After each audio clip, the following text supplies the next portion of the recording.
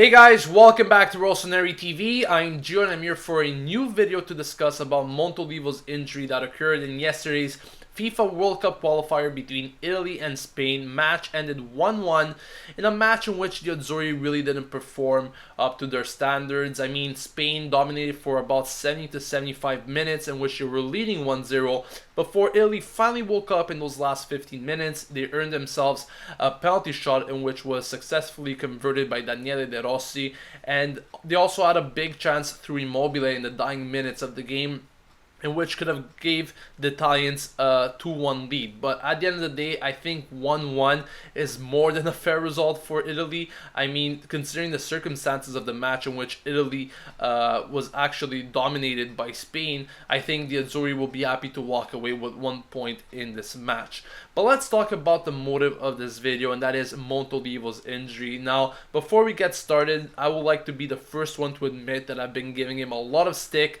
a lot of bad words and attitude towards him these past few weeks for his performances. But what happened yesterday, I really wouldn't wish on any player, specifically our captain at this moment, and that is Riccardo Montolivo. Now, Milan announced that he suffered a lesion in the ACL of his left knee, and apparently he will have to undergo surgery, in which will make him miss at least 6 months. So if this surgery is successful, he might return for April or May, but many people are saying that his season is now done.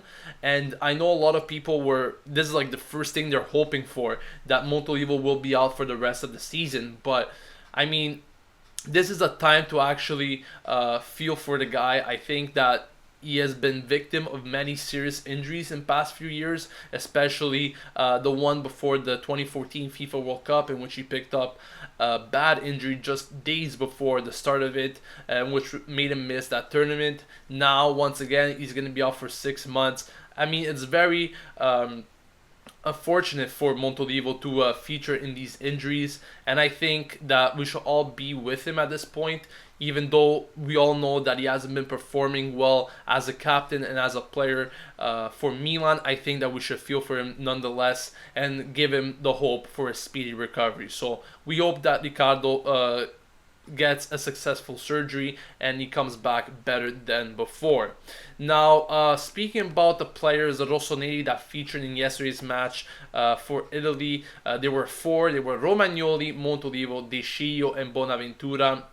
Now, I already spoke about Montolivo, and now I want to speak about Bonaventura because he was the man that replaced Montolivo when he got injured. Bonaventura, of course, gave a bit more flair and more of a spark to Italy's midfield when he came on. At first, I wasn't really sure as to why Ventura chose Montolivo instead of Bonaventura in that starting 11. My only guess would be that Montolivo is more of a defensive player than Bonaventura. Maybe that is the quality that he was searching for when he actually started Montolivo. But speaking of spark and flair to his game, Bonaventura gave exactly that when he came on. I mean, he wasn't the best of players in the team, but you could see the difference altogether when he came on to replace Montolivo. Now, speaking about De Sciglio, not a bad game for him. He was a bit timid sometimes on the side, but overall, I think that he was growing throughout the match. Maybe needs to be a bit more aggressive as per usual, but I think De Sciglio, it's positive for him to feature in these types of matches. These types of matches with great prestige. Also, he was kind of involved in Spain's goal, and according to some reports, he should have closed the opponent better than he did. But overall, it was a decent game for De Sciglio. However, to me, the best player of the match, and if you guys watch the match, I think a lot of you could agree, was Alessio Romagnoli. Now, this guy, first appearance for the senior team, first game, I think it was his debut to start in, and what a match it was for him to start in. I mean, against Spain, that is the hope that many players would have, and he played so good replacing Chiellini in that back 3.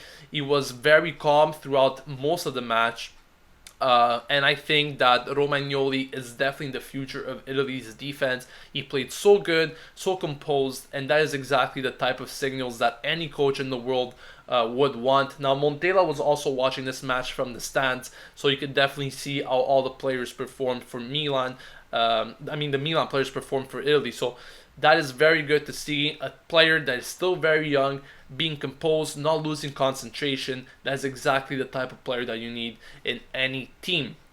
Now, besides this match, there was also another player that I want to speak about, and that is Davide Calabria. The news just came in that apparently he has left the U21 training camp after suffering an ankle problem. Now, we hope it's nothing serious, because of course that will mean another player out on injury. So hopefully it's nothing serious. I think more updates concerning Calabria will come in the next moments, so we're gonna wait for that. But definitely it sucks to see that Calabria is out of the training camp for this ankle problem.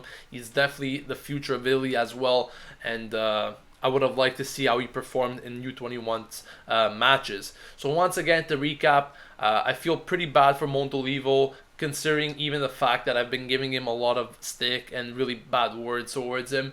Once again, I do hope for a speedy recovery, but I mean, 6 months out, that is a very big blow for Montolivo. So once again, hoping for a speedy recovery for him and that he comes back stronger than before. Leave your comments down below what you guys think about Montolivo being out injured for so long. What did you think about Italy-Spain yesterday, especially how the Rossoneri performed in it?